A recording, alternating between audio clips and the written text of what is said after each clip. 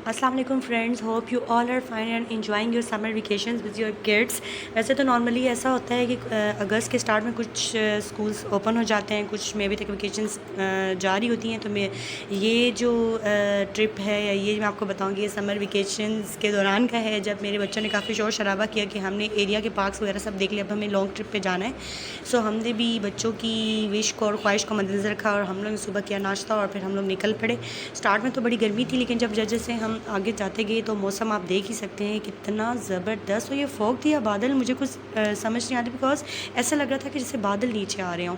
और ये तो मैं खैर बाद में डिस्क्लोज़ करूँगी कि हम लोग जा कहाँ पे रहे थे। आप लोग भी साथ साथ गेस करें, मैम हमारे साथ रहिए कि आपको क्या लगता है कि हम लोग किस तरफ जा रहे थे। और आप यहाँ का माहौल चेक करें, ये कितना ज़बरदस्त इन्वायरमेंट था और क्या व्यू था। और मैं आपको बताऊँ, जैसे जैसे हम लोग आगे जाते जा रहे थे तो ठंड बढ़ती जा रही थी। और मैंने ये एक ब्लंडर ये किया कि मैंने वहाँ मैं फ़र्स्ट टाइम जा रही थी और जिस जगह पे जो हमारी डेस्टिनेशन थी, लेकिन वहाँ पे ये था कि मैंने बच्चों को समर के जो है समर वेयर क्लॉथ्स उन्होंने वेयर किए हुए थे। और मुझे याद ही नहीं रहा या मुझे आइडिया भी नहीं हुआ कितनी ठंड हो सकती है कि मैं उनके लिए गर्म कपड़े ले जाऊँ। और बस ये मेरा एक बहुत बड़ा ब्लंडर था, जो आगे जाके आपको पता चलेगा कि वो फिर उसका नतीजा या रिज़ल्ट क्या निकला। खैर आप ये व्यूज़ देखें कि इतना ज़बरदस्त कोई व्यूज़ थे कि ऐसा लगता है कि आप पाकिस्तान से बाहर कहीं आ गए हैं। और यकीन ही नहीं आता कि ये पाकिस्तान के अंदर ही कोई जगह है और वहाँ की कोई मतलब इतना जो कहते हैं ना पॉपुलेटेड एरियाज़ में आप लोग जब रहते हैं और वहाँ से आप लोग जब निकल के बाहर जाते हैं तो ऐसा ही नहीं लगता कि वही जगह है या पाकिस्तान ही है। तो खैर जी, व्यूज़ बहुत अच्छे थे, साथ साथ ठंड भी लग रही थी और जॉय बगल रही है। रास्ते में बारिश भी स्टार्ट हो गई थी। पहले स्टार्ट में तो लाइट मतलब हल्की हल्की शुरू हुई और हम लोग इन्जॉय भी करे थे, लेकिन यही जैसे ही बारिश स्टार्ट हुई तो ठंड बहुत ज़्यादा बढ़ गई थी। और मुझे ये टेंशन थी कि मेरे बच्चों ने जो है वो समर क्लॉथ्स वेयर किए हुए हैं और इसलिए फिर मैं जो है वो शीशा ज़्यादा खोल भी नहीं रही थी कि इनको ठंड ना लग जाए। तो मुझे इनकी भी टेंशन थी साथ साथ, क्योंकि जो ब्लंडर जो मैंने किया हुआ था, रिज़ल्ट मुझे पता था कि उसके निकलने ही है कि कहीं बच्चे बीमार ना हो जाए। हाँ जी, ये हुआ था कि बारिश बहुत ज़्यादा तेज़ होना शुरू हो गई तो हम लोग को रुकना पड़ा था।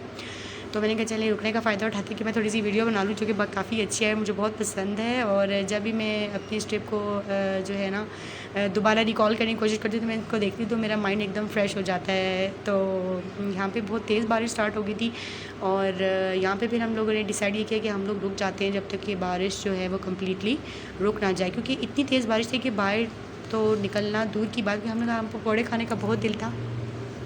हमने कहा कि हम लोग बाहर निकल के पकौड़े लेते हैं, लेकिन बारिश इतनी चल रही। यहाँ मैं इब्राहिम से ये पूछ रही थी कि आपको ठंड लग रही है, और वो स्माइली पास कर रहा, साथ उसके वो कहते हैं ना दांत बजना वो भी थे कि मुझे ठंड लग रही है। और फिर बस देखें अगेन फिर मिरर मैंने ऊपर कर दिया, बंद कर दिया कि चले इसको ठंड ना लगे, लेकिन मुझे इसकी टेंशन भी थी। फिर जब बारिश थोड़ी कम हुई तो फिर हमने इसको चाय वाय पिलाई और पकौड़े वगैरह वाला हमने रिफ्रेशमेंट थोड़ी सी की कि चलें इसके थोड़ी सी ठंड कम हो। तो ऐसा ना हो कि मैंने कहा हमारा सारा ट्रिप ही ख़राब हो जाए और उल्टा जो है वो ट्रिप की जगह टेंशन बन जाए। खैर जी, फिर हम बारिश रुक चुकी थी और फिर हम लोग आगे चल पड़े।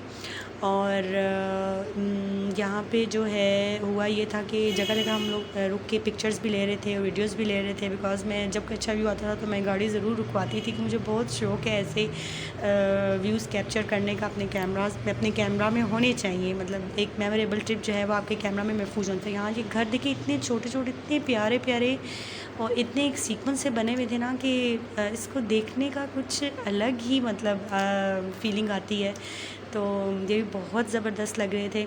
और साइड बाय साइड जो है मैं बच्चों से बातें भी कर रही थी और मेरा जो इब्राहिम है मेरा बेटा, वो ये कह रहा था कि मम्मा आप क्यों वीडियो बनाती जा रही है, वीडियोस बनाती जा रही है।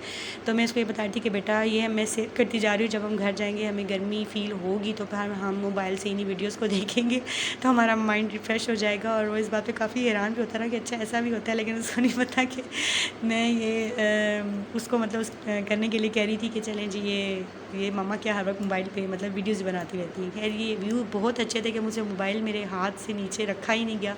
मुझे ये था कि मैं ये सारा का सारे जो व्यूज़ आ रहे हैं, इतने प्यारे सीन्स हैं, तो इनको मैं ज़रा कैप्चर कर लूँ। तो ये देखें जी, बिल्कुल अच्छा साथ साथ आप लोग गेस भी करेंगे आपको क्या लग रहा है कि हाँ हमारी डेस्टिनेशन क्या थी। तो ये तो खैर अभी रास्ता है, लेकिन हमारी डेस्टिनेशन क्या हो सकती है तो वो तो फिर मैं आपको एंड में डिस्क्लोज़ करेंगे, तो फिर आप गेस कीजिएगा कि आपने राइट गेस किया था कि नहीं। तो ये जी रास्ते में बारिश हो रही थी और हम लोग काफ़ी ऊंचाई में थे, नीचे बिल्कुल गहरी खाई थी और एक जो जिनको होता है ना हाइट फोबिया, तो वो शायद इस तरह की वीडियोज़ ना, और ये फाइनली इस तरह की वीडियोज़ ना बना सकें। और ये फाइनली हमारी डेस्टिनेशन थी मुश्कपुरी टॉप। और मैं फ़र्स्ट टाइम वहाँ पे जा रही थी और मैंने यही ब्लंडर किया था कि मैंने बच्चों को गर्म कपड़े नहीं पहना। वहाँ पे शदीद ठंड थी, शदीद ठंड। और जब हम वहाँ पे उस पॉइंट पे पहुँचे तो हमें पता चला कि हमें तो हाइकिंग करनी पड़ेगी। और बच्चे भी थे हमारे साथ। खैर इतने बड़े बच्चे तो मेरे नहीं हैं और ना ही इतने छोटे हैं, लेकिन फिर ये था कि मुझे टेंशन थी कि इतनी हाइकिंग कैसे, क्योंकि वो कहते तकरीबन आपको 1 आवर लग जाएगा।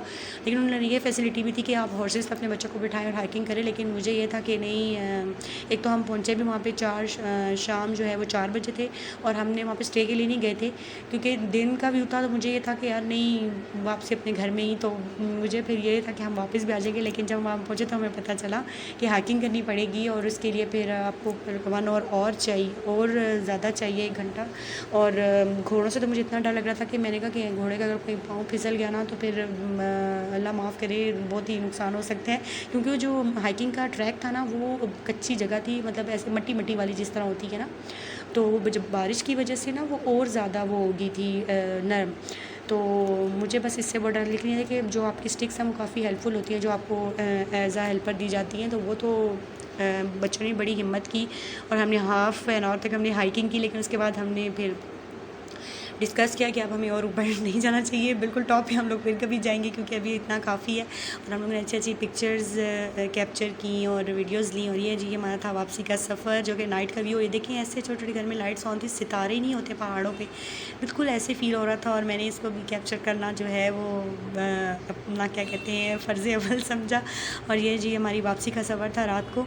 और तो आप भी ज़रूर जाएँ, बहुत ही खूबसूरत जगह है। और टॉप पे तो खैर और ही मज़े के सीन्स होंगे। लेकिन इंशाल्लाह फिर कभी आप जाइएगा और बताइएगा कि आपको कैसा